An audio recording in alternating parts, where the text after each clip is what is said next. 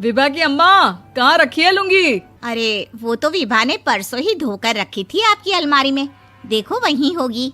वो ना मैंने आज धो दी, मुझे लगा कि गंदी हो गई होगी।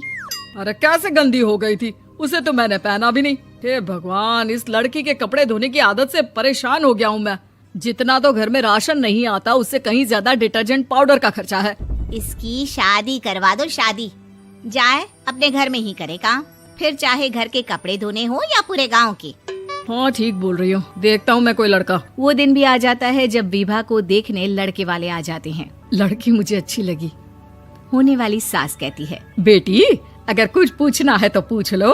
वैसे तो हमारी लड़की बहुत ही शर्मीली है, जो बोल दो वो मान लेती है, इसे क्या पूछना होगा। अरे कैसी बात कर रही हो माँ, मुझे इन लोगों के घर रहना है, सवाल तो कई है। हाँ हाँ बेटा पूछ लो ना, क्या पूछना है। आप लोगों के घर कपड़े कौन धोता है? सास का मुंह बन जाता है। देखो अगर तुम ये कहना चाहती हो कि तुम्हें कपड़े धोने नहीं आते तो सुन लो, कपड़े मैं ही धोती हूँ, लेकिन तुम्हारे आ जाने के बाद मैं रुमाल तक नहीं धोऊंगी। अरे चुप रहना भाग्यवान, बहू बेचारी घर आई नहीं, उसे डराना शुरू कर दिया। वो क्या है ना बिटिया, अभी तक तो ये कल्लू की माँ ही धोती थी, लेकिन अब तुम्हारे पापा तो दहेज में वॉशिंग मशीन देंगे ही। तभी विभा की माँ बोल पड़ती है, सवाल भी पूछा तो क्या। वैसे भाई साहब, मशीन की तो फिर भी कपड़े धोने की कैपेसिटी होती है, मतलब जो बिटिया दे रहे हैं ना विभा, इसे कपड़े धोने का बहुत शौक है। ये आप लोगों के क्या, आस पड़ोस गांव मोहल्ले सबके कपड़े धो दे और उफ तक ना करे। बाहर देखा नहीं आपने कितने कपड़े सूख रहे हैं, सब हमारी बिटिया ने ही तो धोए हैं। बस भी करो ना माँ, शर्म आ रही इतनी तारीफ सुनकर। और तो और एक दाग निकाल कर दिखाओ तो मान जाऊँ। हाँ अच्छा माफ करना बेटा, मैंने गलत समझा, हमें तो रिश्ता बहुत पसंद है। और ऐसे जुड़ जाता है रिश्ता कपड़े धोने का शौक रखने वाली विभा का। उसकी शादी हो जाती है कोयला फैक्ट्री में काम करने वाले कल्लू के साथ। शादी के बाद अचानक विभा चिल्लाती हुई सास के पास आती है। सासू माँ, अरे सासू माँ कहाँ है आप? ये तो धोखा है, धोखा दिया आप लोगों ने मुझे। इसे ससुर के चक्कर के बारे में पता चल गया। अरे तो उसमें तुझे क्यों धोखा मिला है? अरे नल में पानी नहीं आता, कपड़े कैसे कब धुलेंगे? अच्छा तू पानी नहीं आ रहा उसकी बात कर रही है। तो आपने क्या सोचा? कुछ नहीं। अच्छा तेरी माँ ने कहा था कि कपड़े धोने का शौक है तुझे, याद आया मुझे। शौक बोलकर कपड़े धोने वाले मेरे जुनून को कम ना आके सासू माँ, कपड़ा धोना मेरा गुरूर है।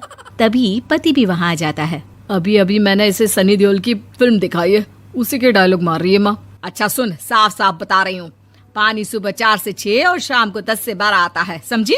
विभा टाइमिंग सुनकर हैरान हो जाती है। ये क्या भूतों का मोहल्ला है?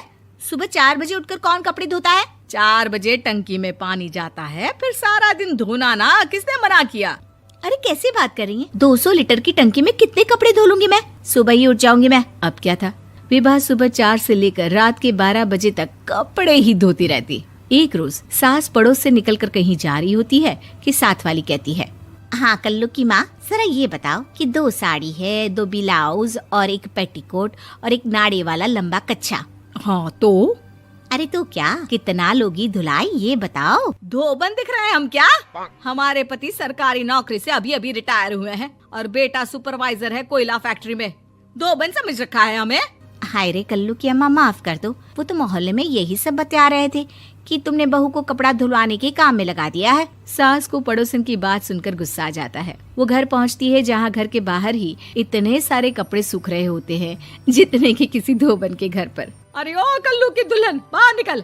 माँ जी यहीं आ जाओ, बाथरूम में चादर धो रहे हैं हम। अरे अभी हम धोते हैं, तुमको बाहर निकलो। ये आस पड़ोस वाले बोल रहे हैं कि हम बहू से कपड़े धुलवा कर उसे कपड़ा धोने वाली बना दिए हैं। अरे छोड़ो ना माँ जी, किन लोगों की बातों में आती हो? आस पास के लोगों का तो काम ही होता है कि वो किसी तरह सास बहू को लड़ा दे। बहू सारे घर के कपड़े धोती है, ये क्या कम है?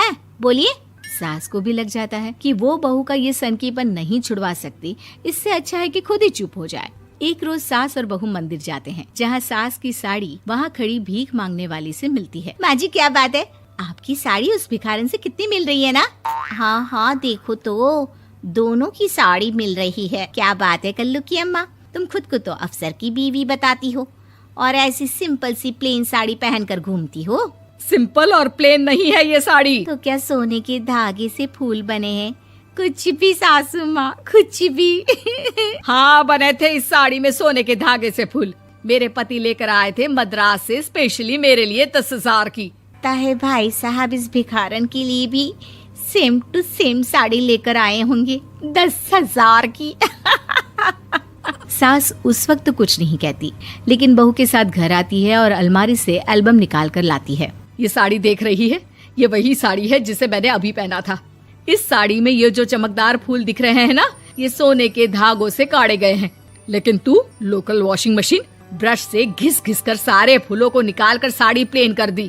मुझे माफ कर दीजिए सासू माँ। और तो और, जब मैंने तुझे तेरी गलती के लिए कुछ नहीं कहा, लेकिन तूने तो सबके सामने मेरा मजाक ही बना दिया। क्यों? बहू को समझ में आ जाता है कि अब से उसका कपड़े धोना बंद।